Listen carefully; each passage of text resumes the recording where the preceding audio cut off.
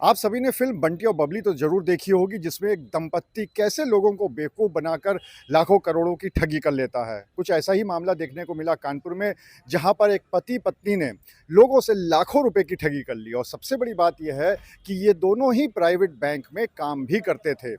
दरअसल ये जो दंपत्ति है, ये लोगों के ऐसे नंबर निकलवाया करता था जिनकी की इंश्योरेंस पॉलिसी लैप्स हो गई है। उसके बाद उन लोगों को फ़ोन करके ये कहता था कि वो अगर इसका प्रीमियम दे देते हैं, तो फिर उनकी जो भी इंश्योरेंस की पूरी रकम है, वो उनको वापस मिल जाएगी।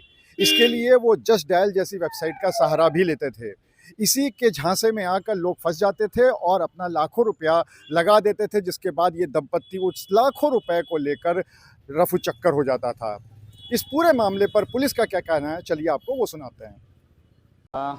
जनपद कानपुर की साइबर क्राइम टीम ने एसीपी साइबर क्राइम के नेतृत्व में बहुत सराहनीय कार्य किया है।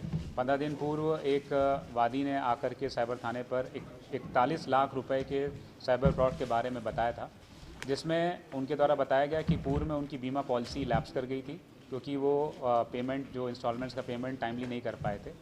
उसके बाद उनके पास अभियुक्त का फ़ोन आया और उसने बताया कि वो इंश्योरेंस ओम्बुड्समैन के यहाँ से फ़ोन कर रहा है और ऐसा उसको इनकी पॉलिसी के बारे में जानकारी हुई है और इंश्योरेंस जो कंपनी है उसने अपनी इंटरनल ऑडिट के थ्रू इनका केस को निकाला और इसमें अगर ये इतना पैसा दे देंगे तो वापस से अपना जो इनका पेमेंट ड्यू है वो ले सकते हैं। इस प्रकार से इनको अपने झांसे में लिया और धीरे धीरे करके इनसे 41 लाख रुपए अपने अकाउंटों में डलवा लिए। जब इनको समझ में आया कि ये एक तरह का साइबर फ्रॉड है, तब ये जनपद कानपुर के साइबर थाने पर आए और तत्काल इनका अभियोग पंजीकृत किया गया। जिन अकाउंटों में पैसा गया था और जिन नंबरों से इनको कॉल आ रही थी उन नंबरों पर वर्क किया गया, जिसके आधार पर कल साइबर क्राइम थाने की टीम ने नोएडा से इन दोनों अभियुक्तों को, जो पति पत्नी हैं, गिरफ्तार किया है।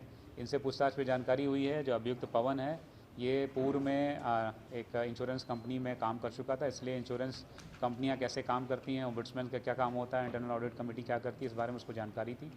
इस आधार पर उसने फेक आईडीज़, फेक मोहर वगैरह बनाए और फिर उसने जस्ट डायल के माध्यम से अपने कुछ ऐसे कॉन्टैक्ट्स निकाले जिनकी इंश्योरेंस जो पॉलिसी थी वो लैप्स हो रही थी और फिर उनको फ़ोन करना शुरू किया।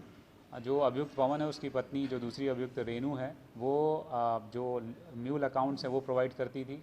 वहाँ से पैसे एक खाते से दूसरे खाते में निकालना कहीं बाहर लेके आना और जो नंबरों से कॉल होते हैं उन नंबरों को डेटा रखना, ये सारा काम वो करती थी। और मुख्य रूप से कॉल करना और अभियुक्तों वादियों को फंसाना, विक्टिम्स को अपनी बातों में उलझाना और उनसे पैसा निकलवाना, ये काम अभियुक्त पवन करता था। इनके पास से हमने 1 लाख रुपए नगद और इनके अकाउंट में 11.5 लाख रुपए लगभग फ्रीज़ कराए हैं और लगभग 5.5 लाख रुपए के जेवर इनके पास से बरामद हुए हैं। क्रेटा गाड़ी बरामद हुई है, लगभग 8 फ़ोन बरामद हुए हैं जिसमें से 2 आईफोन हैं। इनके द्वारा अभी तक पूछताछ में 2 अन्य विक्टिम्स के बारे में बताया गया है जो राजस्थान और अहमदाबाद के, जिनसे इन्होंने पैसे लिए हैं या उनसे प्राप्त किए हैं, उनके बारे में अभी हम जानकारी कर रहे हैं और इनके द्वारा और किस तरीके से फ्रॉड किया जाता था और कितने लोगों को इन्होंने ठगा है, इस बारे में हम आगे जानकारी करके कार्रवाई करेंगे। दंपत्ति बैंक में काम करता था, उसकी खासी सैलरी थी, इसके बाद उन लोगों ने काम शुरू किया, तो कोई इंस्टेंट ज़रूरत थी इनकी, कोई ऐसा सपना था, किस वजह से नहीं, बैंक ये प्राइवेट सेक्टर में काम करते थे, सैलरी ऐसी नहीं थी कि बहुत अच्छी हो। और चूँकि पूर्व से भी, जैसा इसने अपनी पूछताछ में बताया है कि अभियुक्त पूर्व में भी एक कॉल सेंटर में जहाँ पे इंश्योरेंस का फ्रॉड होता था उसमें काम कर चुका था, तो उसको इस काम का आइडिया था। और चूँकि इस काम में अपराध के काम में बहुत ज़्यादा पैसा मिलता है, तो इसलिए उस लालच में था। अभी तक इनने फ्रॉड किए जाने का मामला सामने आया, तो अभी क्या बताएंगे? अभी तक इन्होंने एक हमारा विक्टिम को ठगना और 2 अन्य विक्टिम्स के बारे में बताया, 3 लोग के बारे में। पीड़ित के साथ इस पूरे घटनाक्रम को कैसे अंजाम दिया गया, कैसे लाखों रुपए की ठगी की गई, ये खुद बताया पीड़ितों ने। तो चलिए आपको ये सुनाते हैं कि जो इस पूरे मामले के पीड़ित है, जो वादी है, उनका क्या कहना है। ठगी भी बताई थी कि उनको कहीं से डाटा मिला और वहाँ से फ़ोन आया कि आपके कोविड पीरियड में काफ़ी पॉलिसीज़ आपकी लैप्स हुई हैं नॉन पेमेंट के ऊपर, उसको एक्यूमुलेट करके और बोनस वगैरह जोड़ के काफ़ी हैवी अमाउंट आपको रिफ़ंड मिल सकती है। अब जाहिर कोई भी रिफ़ंड का नाम सुनेगा, भाई हमारे पैसे हैं मिल रहे हैं, तो मैंने इंटरेस्ट लिया उसमें। इंटरेस्ट लिया, कहने इसमें कुछ चार्जेस पड़ेंगे जो कि आपको उस बेसिक रकम के साथ जुड़ के आपको रिफ़ंड हो जाएंगे। तो फिर उसके आगे कहानी उन्होंने रेमिटेंस का कि ये प्रोसेसिंग चार्जेस हैं, ये फ़ंड चार्जेस हैं, यूँ करके वो पैसे हमसे मांगते रहे। और हम इसमें कि चलो रिफंडेबल है, कोई बात नहीं, रिफ़ंड हो जाएगा। तो वो एक्चुअली सब मामला दूसरा चल रहा था, पैसे निकलवा रहे थे वो सब। कितना पैसा आपसे ले चुके? 41 लाख कुछ रुपए लिए।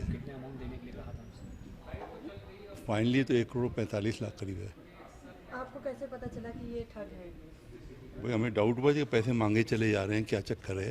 वो डॉक्यूमेंट दूसरा जब आया 1,45,00,000 वाला, तो हमें अपने फ्रेंड से वकील साहब ने मशवरा किया, तो कहने ना ये फ्रॉड है और ऐसा कुछ नहीं है, गवर्नमेंट की ऐसी कोई स्कीम भी नहीं है कि भाई जो लैफ पॉलिसीज़ हैं उनको इकट्ठा करके मैं बोनस वोनस के आपको रिफ़ंड दिया जाए, ऐसी कोई स्कीम नहीं है।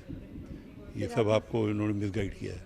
फिर आपने साइबर क्राइम में कंप्लेंट? फिर मजबूरन फिर हम आए हैं, साइबर ब्रांच थाने में आए और कंप्लेंट करी। और इन्होंने साहब हेड्स ऑफ दीज ऑफिशियल्स बहुत तेज़ काम किया इन्होंने। वो मेरी जिला पांडे करके RBL बैंक नोएडा में अकाउंट था, उसमें जमा कराते थे। पैसे पेमेंट आपने कैसे एक साथ पेमेंट किए या कुछ? नहीं, 8 पार्ट में गए, 8 पेमेंट है ऑल टुगेदर। अच्छा, साइबर के मामले बहुत ज़्यादा सामने आ रहे हैं, साइबर पुलिस भी एक्टिव हो चुकी है, लेकिन अभी भी लोगों में अवेयरनेस नहीं है। तो जी, लोगों जी। के लिए क्या मैसेज होगा? नहीं, लोगों को भाई ये तो सतर्क रहने की ज़रूरत है। बहुत ही ख़राब वक्त है, तरह तरह के क्राइम जो हैं साइबर के डेवलप हो रहे हैं और ऐसे हिप्नोटाइज़ कर लेते हैं कि आदमी उनके गिरफ्त में आ जाता है। और यही हमारे साथ हुआ गुड फेथ में कि चलो हमारे पैसे रिफ़ंड मिल रहे हैं और वो चार्जेस जो कह रहे हैं तो वो रिफ़ंडेबल हैं, तो लिहाजा दे दिया हमने। अब ये क्या मालूम था कि ये सब फ्रॉड हो रहा है मेरे साथ। जब थोड़ा सा हमें सिविक सेंस से काम किया कि यार इसको चेक करें, ये तो बहुत ज़्यादा होता जा रहा है, तब मैंने जब मशवरा किया तो बात सामने आ गई कि ये फ्रॉड है और सब ये फेक डॉक्यूमेंट है। डॉक्यूमेंट जो सरकारी दिए तो उसमें अशोक की लाट बनी भी है और वो ऐसे लगता है कि वाकई कोई ऑडिटर का है, सब मोहर और दस्तखत है। तो उससे यानी कॉन्फिडेंस पैदा हुआ, लेकिन जब बाद में ये शक हुआ तब बात पकड़ी गई।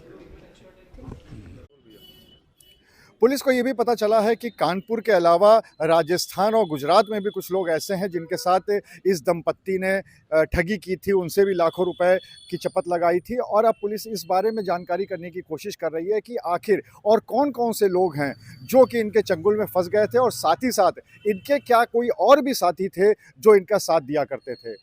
फिलहाल पुलिस की तरफ से ये एडवाइजरी भी जारी की गई है कि अगर आपके पास कोई भी फ़ोन आता है इस तरह के रिन्यू कराने के लिए बोलता है, तो आप उनको डायरेक्ट पैसा ना दें, उनको ऑनलाइन ट्रांसफ़र ना कर लें, बल्कि जो कंपनी है, जो सही कंपनी है, उससे पूरी तस्दीक कर लें, उसके बाद ही आप वो पैसा ट्रांसफ़र करें।